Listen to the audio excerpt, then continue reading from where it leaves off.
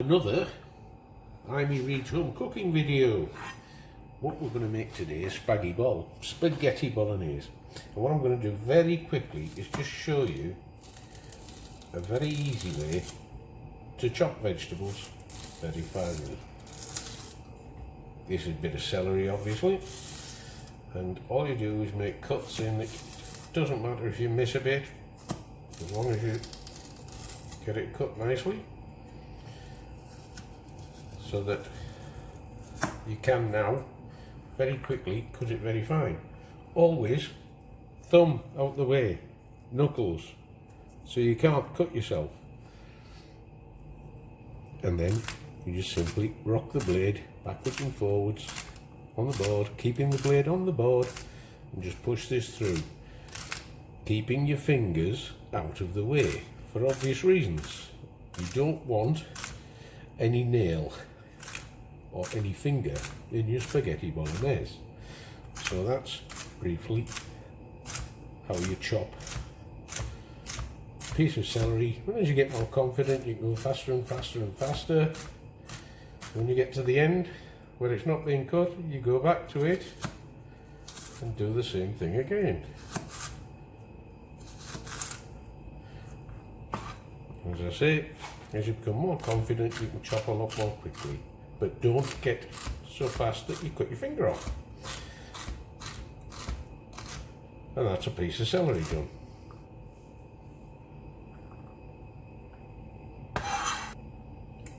Next up is a carrot. Carrots roll around. So you can either chase it around the board with your knife, or cut it long ways on, like that. Keep my fingers out the way again, so you get a bit of carrot that's flat. You can then do exactly the same again and make long cuts in it along its length. Again, fingers out of the way.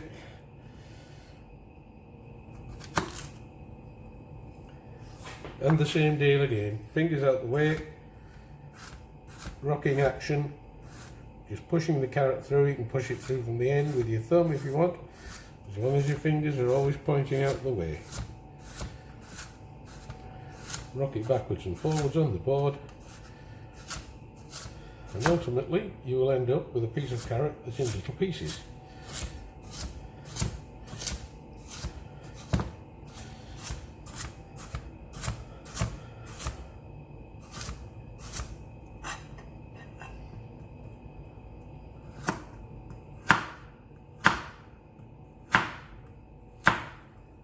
Because I wouldn't get a job in a kitchen. I'm too slow.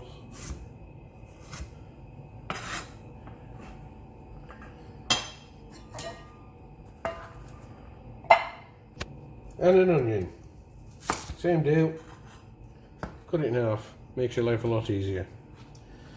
From there, lots of little slices vertically.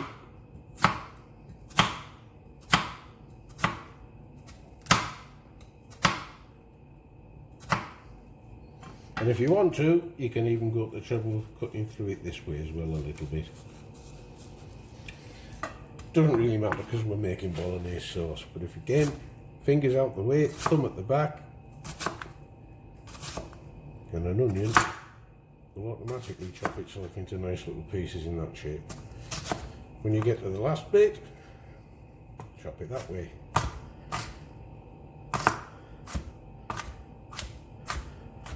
If you're not comfortable using a knife, especially a big one, some people are scared of them, no reason to be, but you could always use one of these. Simple grater. If you want to,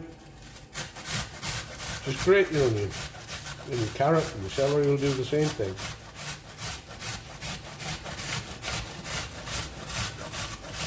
And you will get almost like an onion puree. The only issue with doing this is, of course, you're going to be crying a lot. So I prefer to use a knife, but as you see, that's how your onion comes out in the grater.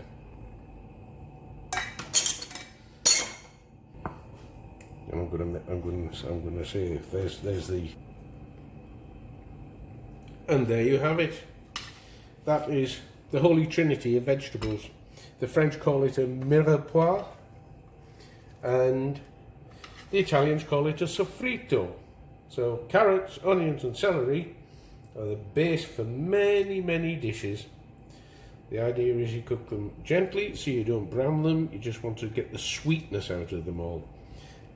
And I like to add a couple of cloves of garlic usually, and that's going to be put into a garlic press. All very simple, dead straightforward, and that can go in with the onions.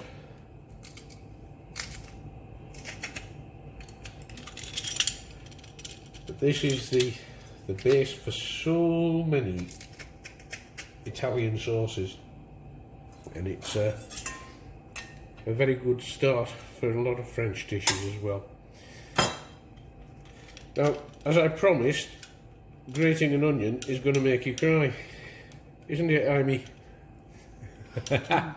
Amy's being quiet because she's crying because of the onions. Right, we've got our pan nice and hot now. You can see it's hot because of all the little bubbles of water, little crystals dancing around in there. Now, I'm not going to put any oil in the pan at this point because I'm going to fry off some pancetta or bacon. And this bacon is pretty wet and very fatty, so there'll be a lot of fat comes out of it. So if I need olive oil, I can pop it in later. But the idea is to fry this in its own fat.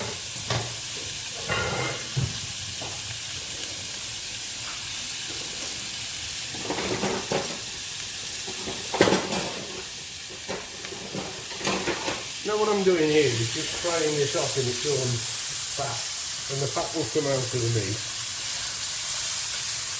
Just as we're making a bolognese sauce, bacon or pancetta, which is Italian bacon if you like, adds a nice flavour to it. Now there will be some ponds sticking to the bottom of the pan. That's not a problem because when we put the pork mince and beef mince in here, there's a lot of water in there too, and that will go into the pan. So as you see now, there's a lot of fat coming out of this bacon, which is fine, what we want. And in a bolognese sauce, you don't want the bacon to be fatty, you want it to be nicely cooked. So let's just get the fat out of this bacon.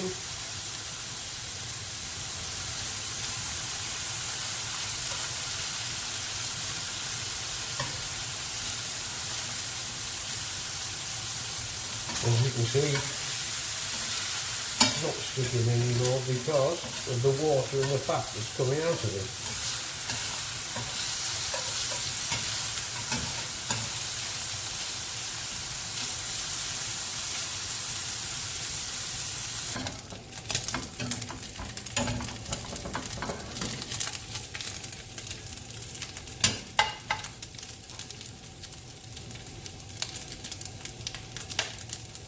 Okay, that's where we want the bacon now. You can see all the fat that's come out of it. Look how much fat there is there. So I'm going to use that fat to cook the pork and beef mince. So all I want to do is get this out of here, get the fat off it, and get it into our big pan, which is what I'm going to be cooking the whole bolognese sauce in. I'm going to be making enough bolognese so that we can freeze some and have it at a later date. If you pop it in the freezer, it will be very good for 3 months or more. And if you put it in individual packets, if you want, you can just defrost a little bit so you can have 1 meal, 2 meals, or you can defrost 5 or 6 of them and have a party. So, look at that. All the fat that's left in there. And I'm going to use that fat to cook my pork mince. Now, a lot of people do this differently in Italy and elsewhere in the world. They cook the meat in with the vegetables, but I don't like to do that because I want to get the mince browned so that you get the big meat flavours from it. And you don't get the big meat flavours from sort of grey mince. So let's get this all broken up, on a very high heat, and get it browned. And the nature of minced meat is that it will release a lot of water. And it's important that we fry it, not boil it, so we get those nice brown meat flavours.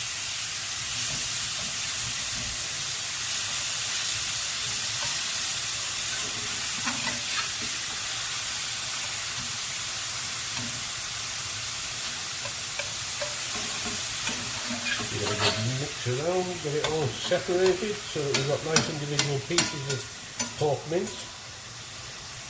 Now if you can hear the way to stop sizzling, that's because the water is coming out of it. And we want to get that water out as quickly as possible, so we're sautéing the mince or frying the mince rather than boiling it in water. And we want your heat up as high as it will go. At this stage I'm not adding any salt or pepper. I'm going to season the whole thing once we start cooking the once we start cooking the whole dish.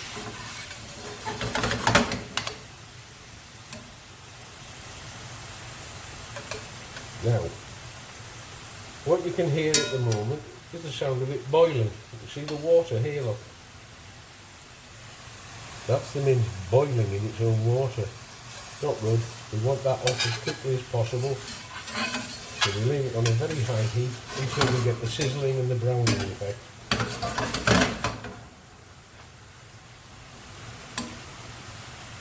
You can see all the steam that's coming off the pan.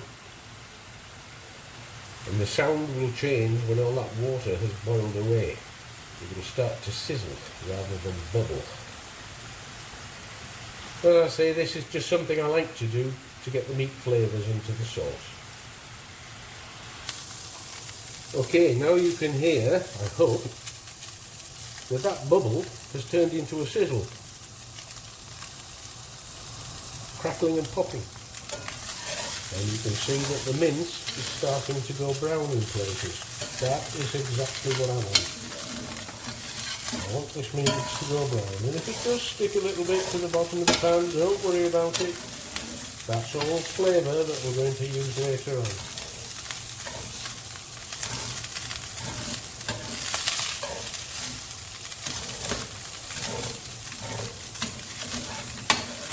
As you can hear now, it's crackling and popping.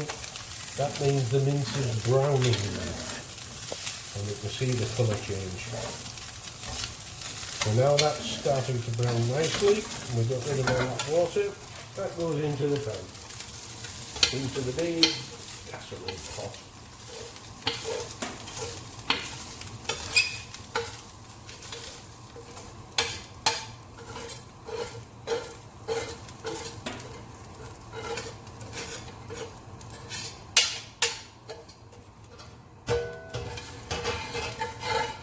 Straight, but as I say, don't worry about it, because that is still flavour.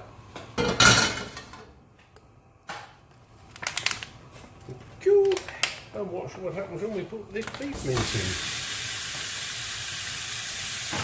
This is store-bought, supermarket bought mince.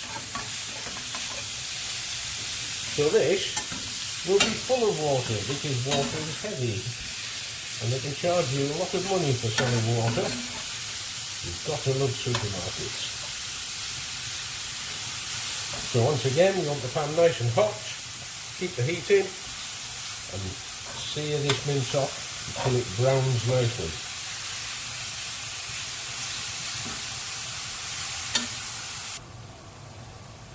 Once again, you can see lots of water coming out of it, which has a nice effect in a way, because all of those pieces that were stuck to the bottom of the pan that are full of flavour has been deglazed and dissolved by the water in the beef mince. Now you can hear we're getting the sizzle rather than the bubble. And once again, same as with the pork mince, we're just going to get a bit of colour on it, because that will bring out the caramelised flavours of the meat, which is what makes beef and pork taste good.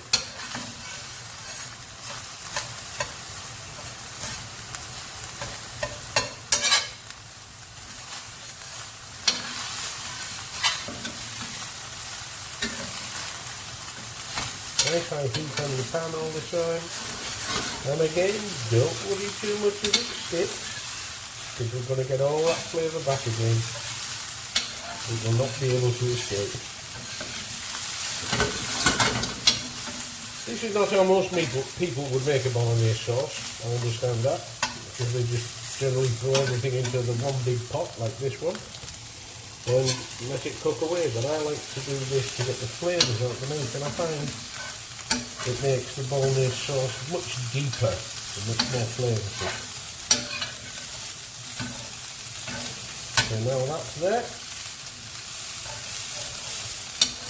That's going into the pan with all the rest of it. And again, there's bits sticking to the bottom of the pan, which I'm very happy about.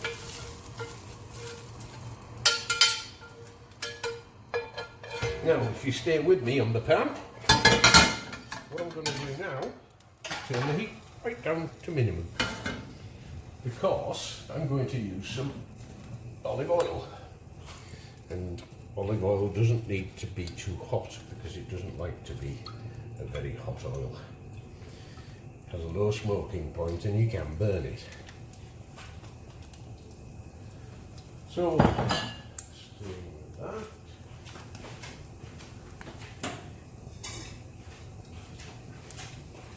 Into the olive oil goes my sofrito, or mirepoix, or carrots, onions and celery, whatever you care to call it. Let's not be posh.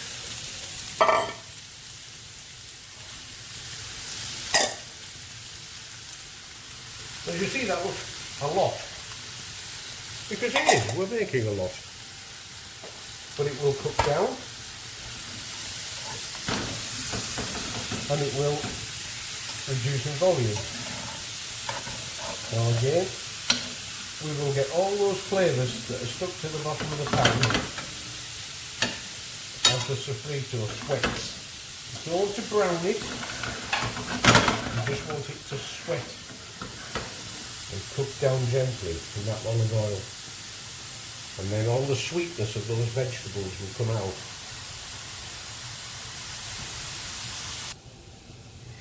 So as you can see now, my sofrito, or mirepoix, whatever you want to call it, has reduced a little bit. It's sweat down nicely. And what I'm doing here is I'm making a well in the centre of the pan so that I can add some tomato puree. Probably about half a tube. It's absolutely essential that you cook tomato puree. So I'm putting it in the hottest part of the pan. Because if you don't, it gets very bitter and it's tart.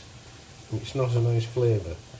So you just cook it a little bit to get that tartness out of it. And, it doesn't take long, a couple of minutes, just sitting there cooking. So now my tomato puree is cooked out a bit, I'm going to mix that all in together.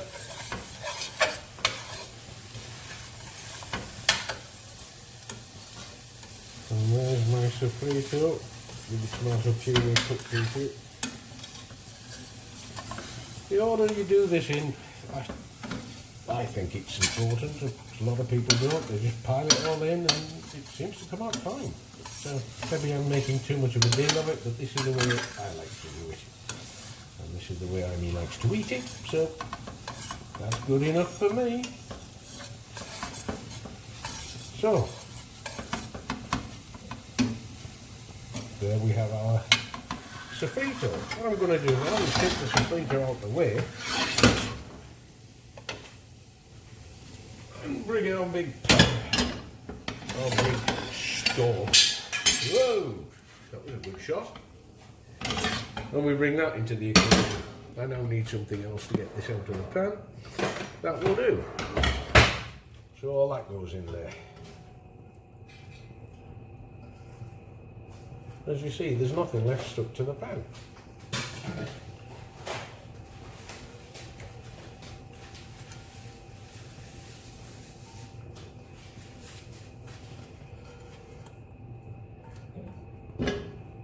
Okay. Next, I'm going to add some red wine. You don't have to do this. For whatever reason you don't want wine in there, don't put it in there. I personally like to. So, just put a good glug of wine in there. That's about half a bottle. The rest is going to be the chef's treat later. So what we want to do is boil that wine away to nothing. So just mix everything up, keep the heat high, and let that wine bubble away to bubble out all of the alcohol. Sounds strange that we put alcohol in and then boil the alcohol away, but that's exactly what we want to do. We want the flavour, not the alcohol. Add salt or pepper.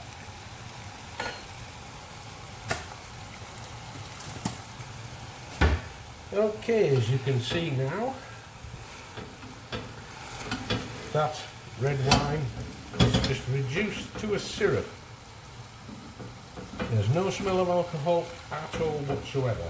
So now we are going to add some seasoning, a really good pinch of salt, and a really good grunge of black pepper.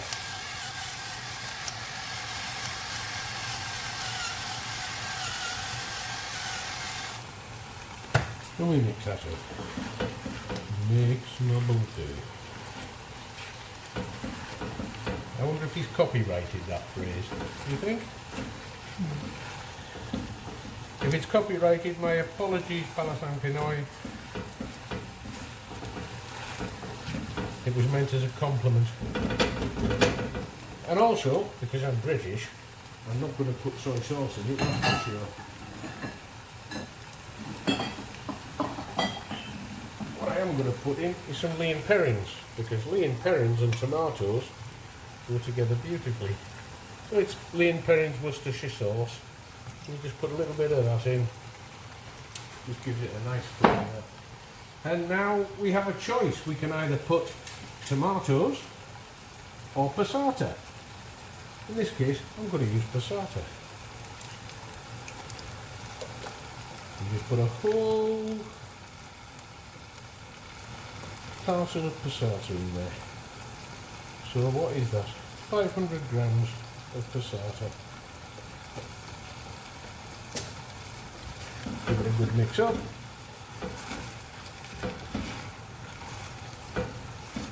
So we get a nice tomato flavour into the sauce.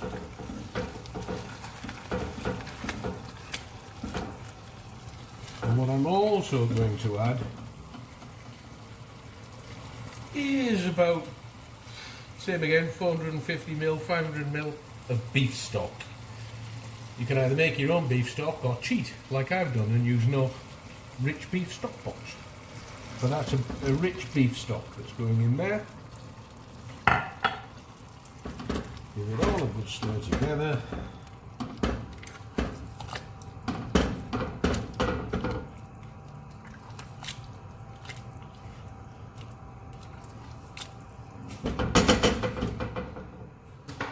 Turn the heat down, stick the lid on, and leave it for an hour.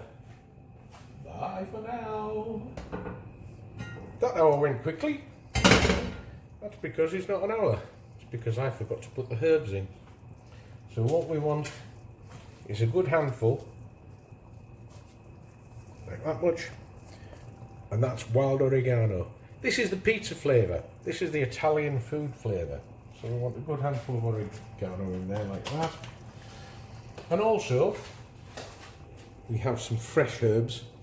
And right now, this is thyme. It's time for thyme. So I'm just going to put a bit of thyme in there as well. Just as it is. You can pull the sticks out later. And we need a bay leaf. So I'm going to go hunting. because we're not really very organised today. But that shows you it's raining. It's happening. Bay leaf.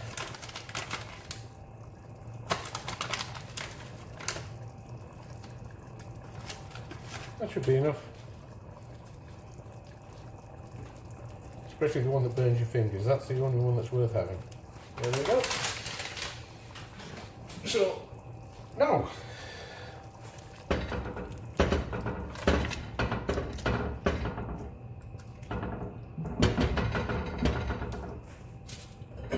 stick the lid back on.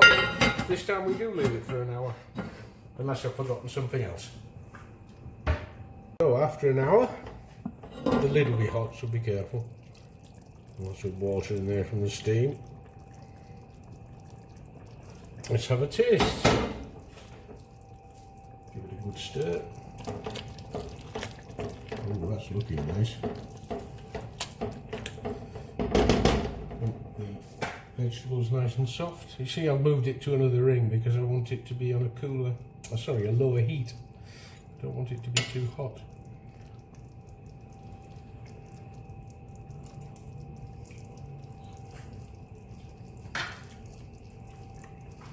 Well, the taste test says it does not need salt. It does, however, need a little pinch of sugar. Oh, got a lump. That lump from going. There you go. Just a bit of sugar in there just to take the edge off the tomatoes. The tomato puree and the tart tomato taste. And now, it's been cooking for an hour with the hard herbs in, the thyme and the oregano and the bay leaves. We're going to put in some basil leaves. This is just basil leaves that have been torn up. And in they go.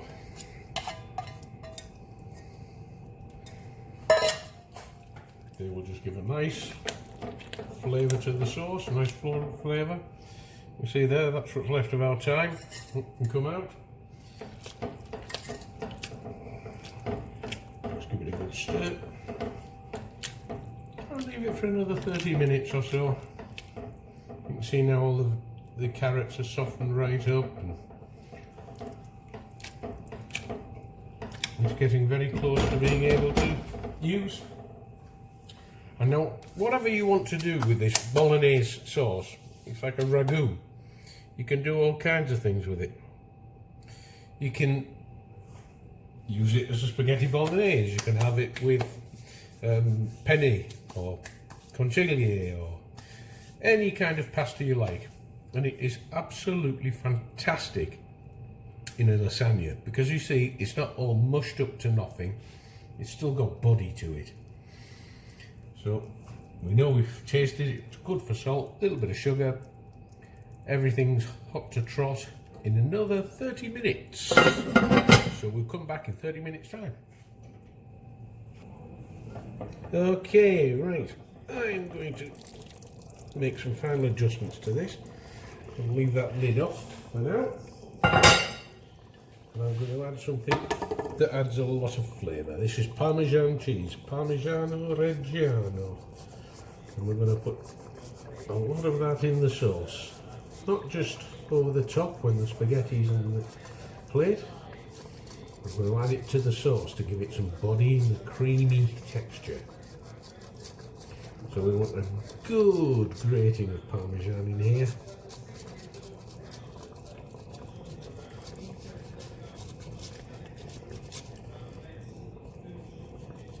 Cheese of Italy, the flavour of Italy.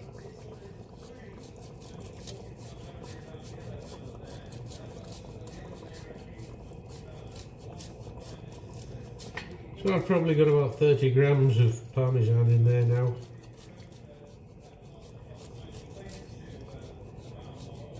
And that will do.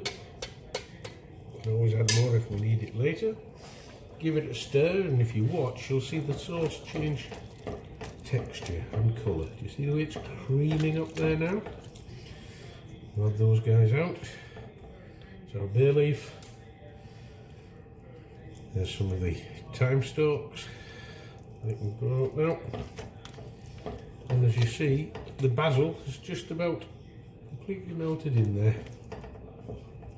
You see the nice creamy texture we're getting there now. And what I'm going to do now is leave the lid off so that yes, everything's softened up nicely. I'm going to leave the lid off just to let it reduce a little bit. While that's happening, I'm going to boil pasta. I'm not going to insult your intelligence by having you watch me boiling pasta, but that's what's going to be happening in there. And then I'll show you how to bring it all together as a bolognese, spaghetti bolognese in this instance. Right, my pasta is almost ready. So I'm going to show you how to pull all this together the Italian way. Rather than just plopping the pasta in a bowl and dumping the sauce on top, what we're going to do is put some sauce in this pan, which is already hot. I think 2.5 would be ample for us, don't you, Mother? You never, by Italian unwritten law, although it may be written, I don't know, you never take the sauce to the pasta, you always take the pasta to the sauce. So we want to check our spaghetti to see if it's cooked.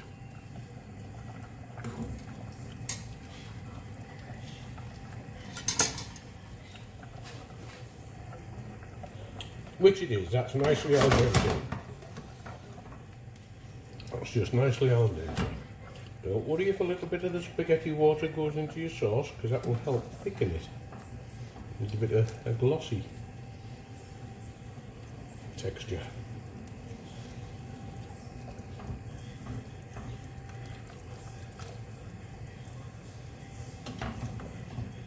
This is an awful lot of spaghetti bolognese for 2 people, Mrs. Reed.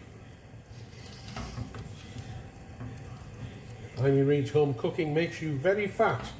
This I promise you. No diet. The diet's gone out the window tonight. So, what we quite simply do is now mix that sauce in with the spaghetti. And the spaghetti will continue to cook in this sauce a little bit, so you don't want it too soft, you want it al dente, as the Italians say, with a little bit of bite to it, to the tooth. You don't want it sweet and soggy like, dare I say, Jollibee. This is an Italian dish, not a child's spaghetti dessert.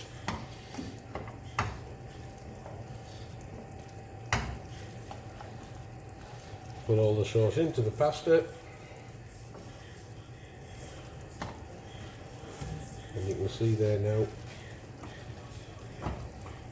it's all just coming together nicely.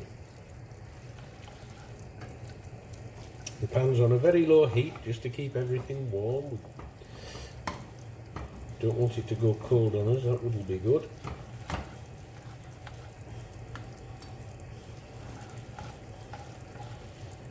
But we want all that sauce nicely mixed in with the pasta so that the pasta takes on the sauce and is coated nicely with the sauce.